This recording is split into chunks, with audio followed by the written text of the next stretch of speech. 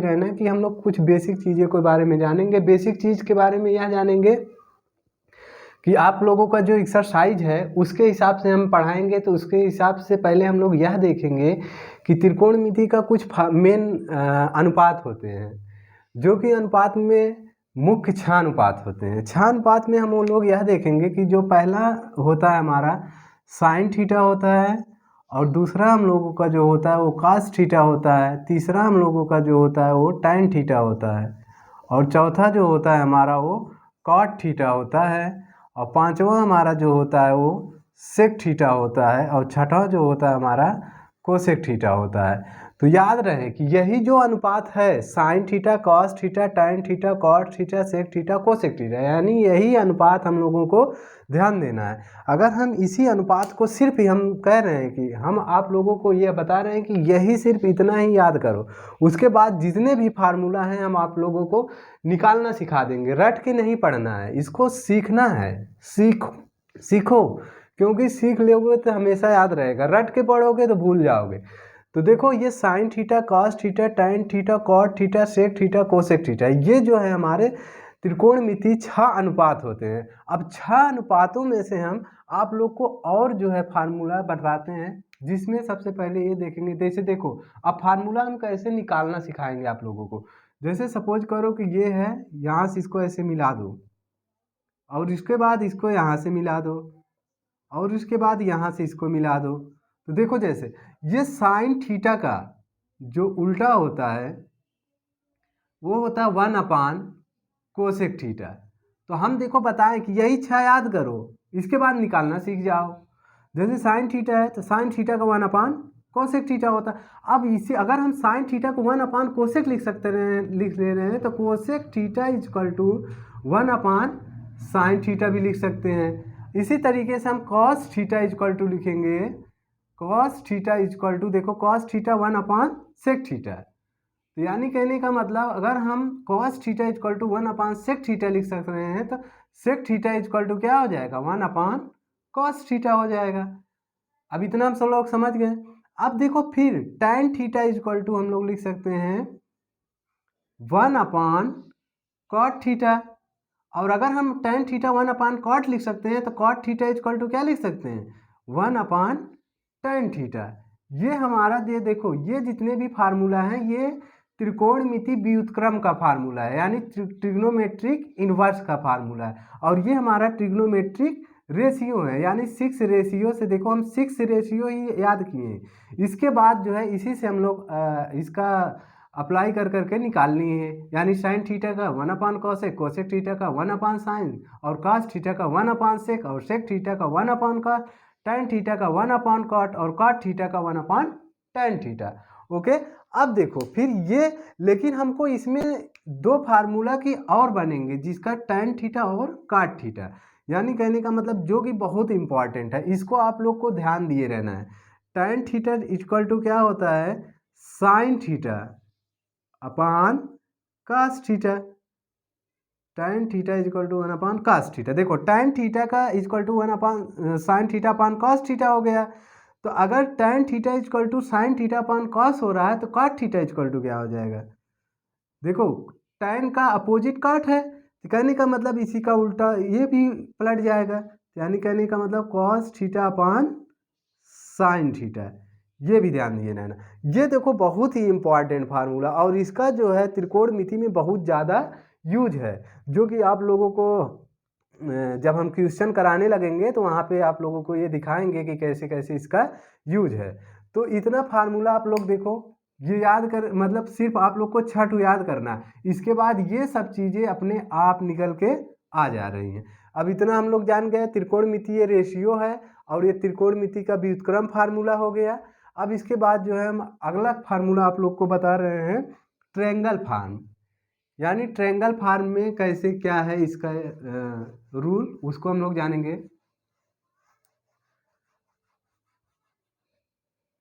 तो ट्रिग्नोमेट्रिक यानी triangle farm में, यानी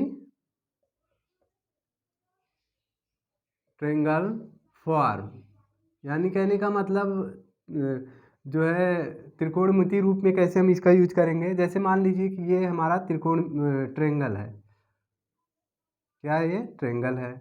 तो ट्रेंगल में क्या होता है, ये ए है, ये बी है और ये सी है। तो हमने क्या बताया, पहले देखिए यहाँ पे आप कुछ बेसिक चीज़ें जो जानेंगे। जैसे हम मान लीजिए इसको सी मान लें, यानी सी को हम एंगल मान लें थीटा। अगर हम सी को एंगल थीटा मान रहे हैं तो जो इसके सामने की एकदम भुजा है, यानी जो इसके सामने का ये है हमारा भुजा, साइड, उसको हम लोग बोलेंगे लंब। क्या बोलेंगे, लंब बोलेंगे, जिसको हम लोग इंग्लिश में बोलते हैं परपेंडिकुलर। परपेंडिकुलर हो गया। अब देखो ये जो हमारा यहाँ पे मान लो 90 डिग्री बन रहा है, तो 90 डिग्री के सामने हमेशा क्या होता है, हमारा कर्ण होता है, जिसको हम बोलते हैं हाइपोटेनियस। हाइपोटेनियस बोलते हैं। अब इसके बाद जो हमारा देखो ये होता है, यानी कहने का मतलब ये थीटा के सामने वाला लंब हो गया और 90 डिग्री के वाले सामने वाला कर्ण हो गया। लेकिन जो इसके बीच ही हमारा ये क्या हो जाएगा, आधार, जिसको हम लोग बोलते हैं बेस। ठीक है, यानी आधार को ही हम लोग क्या बोलते हैं, बेस बोलते हैं। अब देखो ध्यान दिए रहना, अब हम लोग इसमें त्रिकोणमिति में इसका कैसे यूज है इसके भी बारे में जानेंगे। तो त्रिकोणमिति में इसका कैसे क्या यूज है, जैसे सपोज कीजिए कि अगर हमसे बोल दे कि साइन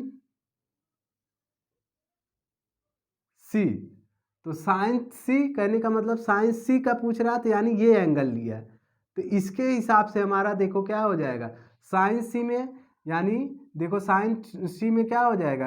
अब एक फार्मूला और हम लोग जानेंगे जो कि बहुत इंपॉर्टेंट है, जैसे कि इसको अभी पहले रहने दीजिए, लाल बटा का ये ट्रिक है, फार्मूला और मूला कुछ नहीं, ये ट्रिक है।